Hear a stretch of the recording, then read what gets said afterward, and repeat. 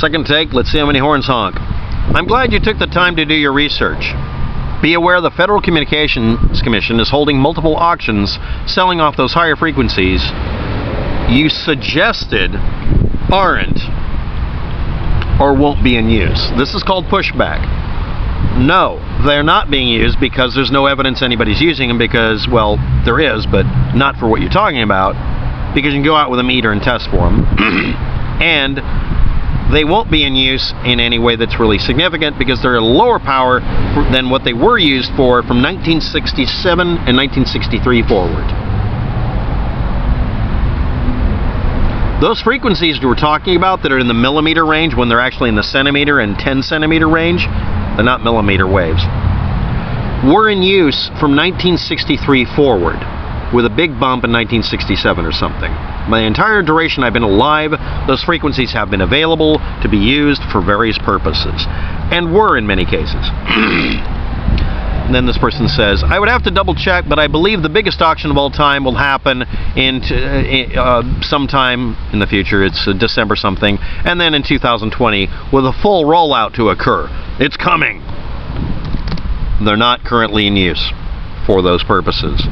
They're not super high frequencies that are dangerous because nobody has any evidence of anything weird happening except placebo effect, because I didn't mention it in the video, that the millimeter range that you call millimeter range, it isn't, has been in full continuous use in Great Britain and the United States since the 1960s when we were able to implement them. But that's secret blah blah. No, actually it's open sourced information. It was never hidden. It's part of a frequency range nobody really brings up because it's a non-subject. Why? Because it was used by the public and by academia for various purposes and was used for communications and hundreds of other things at a higher wattage than what you're complaining about. Yeah. Really powerful frequencies that for some reason are only dangerous if you talk about them being re-implemented now. They've stopped using a lot of them because we use other things. When did they stop? You have to look up when they stopped. Still a disinfo agent, I see, with my little eye. I don't believe the Internet of Things can run on UHF. But nice try. So you don't think UHF is used? As of 2017, June 26, the Internet of Things used UHF ultra-high frequencies from 300 megahertz to 3 gigahertz is the range we're talking about. Bands at 433 megahertz, 800 to 860 to 870 megahertz, and 2.4 to 2.5 gigahertz. Obviously, because that's within UHF range, which is defined as 300 megahertz to 3 gigahertz, as well as the VHF frequency at 169 megahertz and 5.1 to 53 gigahertz, 10 centimeter range, not millimeter, were in use experimentally or continually, mostly as cell phone hookups, but intermittently. It's mostly blocked down below 5 gigahertz and down to 600 gigahertz are the most popular frequencies for Internet of Things, as well as 5G. And again, 5G mostly used the lower frequencies. Yes, there was some experimentation with 50 gigahertz and such, but they found that the 600 megahertz range was more effective than 5 gigahertz. The hardware is available. It works well enough. They didn't need it for anything better. It's not what you think it is. But yeah, again, these frequencies, the ones you're worried about, at 60 gigahertz and 56 gigahertz, have been implemented in the past. For about 50 years now. Over 50 years. I didn't bring that up, but why aren't you all complaining about how everybody was exterminated in the 50s and 60s? In the 50s, people would use wideband burst mode too. In the 1920s, spark gaps produced this sort of thing. Anyway, let's get on with it. It became illegal in the 1950s or something like that to do spark gap, I guess. I was looking this up. It gets really confusing because each country chooses to record this in such a way that you'd have to look up their version of the FCC to find out anything about it. It's mostly historical data, so people don't look it up. As of 2017, the Internet of Things used UHF ultra-high frequencies that I've explained. Okay? 700 megahertz, 800 megahertz, 850, 900, and 1800 megahertz, that's 1.8 gigahertz, and 1.9 gigahertz bands are listed under affordable cellular IoT market international spectrum harmonization proposals, because we can just use those and they'll work with other systems that are already in place, and they just re-license them for that purpose. A lot like the TV changeout.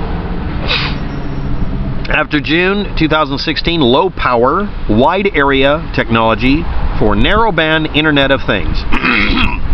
LPWANB-IoT or LTE category NB1, which isn't even a shorter expression specification, was frozen in 3GPP specification release 13 // by listing LTE Advanced Pro mode, which doesn't say 5G anywhere, so nobody looked it up.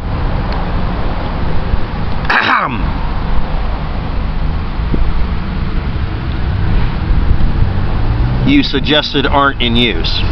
Most of them weren't.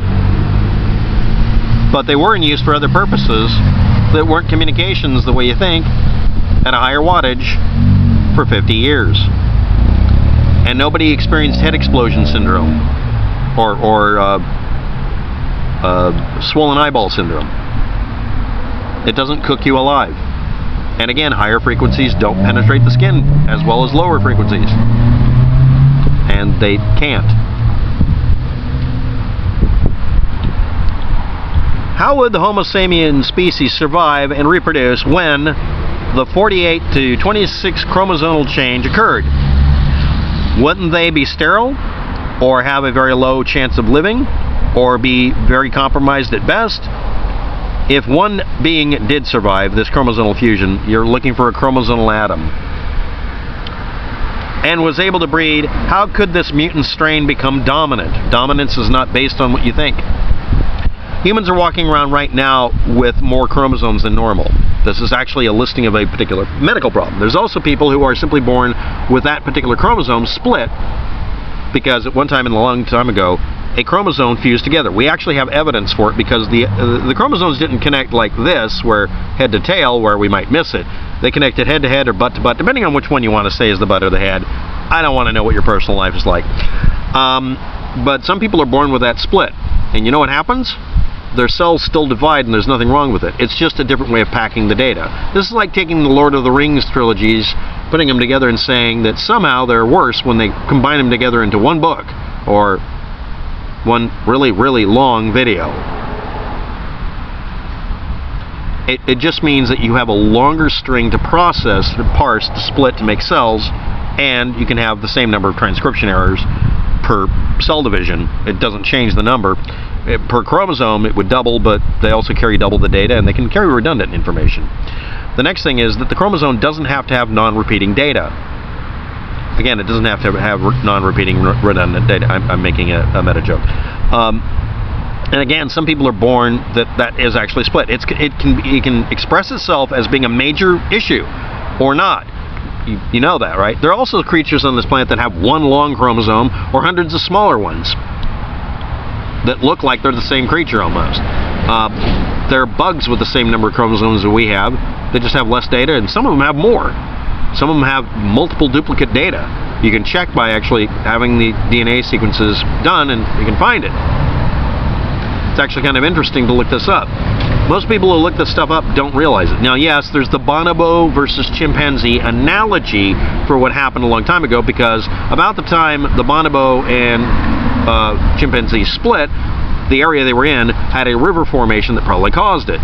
Basically, if you and your family split up and you like stay in Kentucky, let's say, and everybody else goes to Asia, the environment might change the way they look over 1,000 years. You know, it's possible. And if you don't believe that that kind of division of people over a large area over a long period of time could cause people to look different, then you don't believe in Bible, because we started off Adam and Eve, not Adam and Steve, according to a lot of you, and we all look very, very different. This differentiation and natural selection as opposed to our selective breeding or selective, unnatural selection, selective breeding versus natural breeding. We inbreed dogs so that they have a bunch of defects, but they have favorable, useful characteristics. And then we let them become mutts by having puppies, and they don't turn back into wolves. They turn into weird-looking mutts. And sometimes it takes away the defects. Sometimes it causes more. One of the types that happens is you get chromosome fusions. And some of you are walking around, if you actually did a DNA check on every human being, a huge number of you have DNA errors in one part of the body or your entire genetic set. Some of you even have duplicate sets from other bodies because you have an absorbed twin. That's actually turning out to be really, really common because as we age, people are doing kidney transplants or cornea transplants. And part of that is a genetic workup if you want to get it done right, and you find out that different parts of your body have different DNAs, sets, including in some people 3 chimeric DNA groups. But they don't drop dead and they can reproduce just fine. It depends on where it expresses itself. So a long time ago when we had that chromosomal fusion, it was probably caused by a virus, honestly. And that's it. It just became a characteristic that was passed on. It's not a dominant characteristic because, again, if it doesn't happen in a human, which sometimes it doesn't, it's really rare. There's like 5 recorded cases so far. You end up with a human being that's mostly viable, as far as the 5 that are viable, and then you end up with several hundred that aren't really healthy and can't reproduce. But a tiny minority will survive. Just because you're 1 out of 1,000 doesn't mean you won't survive to be 15 to reproduce, which is the age at the time, a long time ago, humans would reproduce at. And those of you who are about to type any Bible verses, if you read the Bible, it actually says exactly those words. I'm not kidding. So anyway, here we go. But they wouldn't be sterile. That's a different thing entirely. That's constructive versus destructive interference. This is non-interacting, non-interference. Why don't you see in 4K resolution? Someone sent me a link to the video. I've seen this before, so I thought I'd do the math on it. 4K resolution can be variously interpreted because of market speak as everything up to 4,000 by 2,000 pixels, 8 megapixel standard. That's actually not the right numbers, but every single company uses a different set of numbers, so fuck it. So anyway, our eyes can see from frame rate, minimum frame rate, well, usable frame rate of 60 or 70 frames per second to 120 frames per second, depending on how much coffee you've had. No kidding, that's actually going to affect it. Our horizontal field of view maximum goes to 135 degrees, and vertical field of view is 180 degrees max.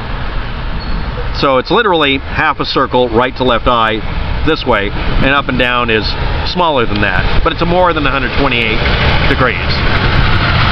But we can get some information about this that's generalized for humans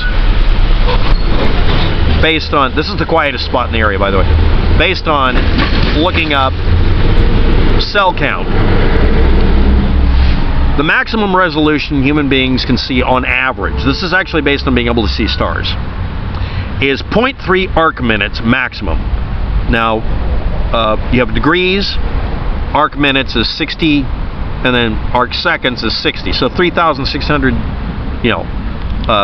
divisions in 1 degree. So this is a lot larger than that. But that's only in the fova, right in the middle of your vision. We utilize 120 million rod cells and 6 million cone cells, most of them in the middle for the cone cells. That gives us 14,000 by 8,000 resolution if you were doing a monitor. To show a human eye a scene that would also have that same fova resolution, however, you go crazy and have to do 500,000 pixels because you have to create that fine resolution everywhere, even though we don't use it, because we look around the screen. We don't focus on the middle. Most gaming humans can see from 120 to 240 frames per second, but none of this is relevant. We're talking just resolution.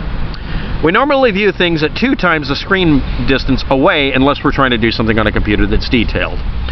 That breaks down to 140 megapixels, so you really do see 16,000 by over 9,000 pixels in reality. That's how much you actually see. You really do need that kind of resolution. So we're nowhere near the maximum we're going to need. But still, if you're that picky, you're probably doing image editing and you're staring at the screen 2 inches away from your face. Thanks for watching. Have a good day.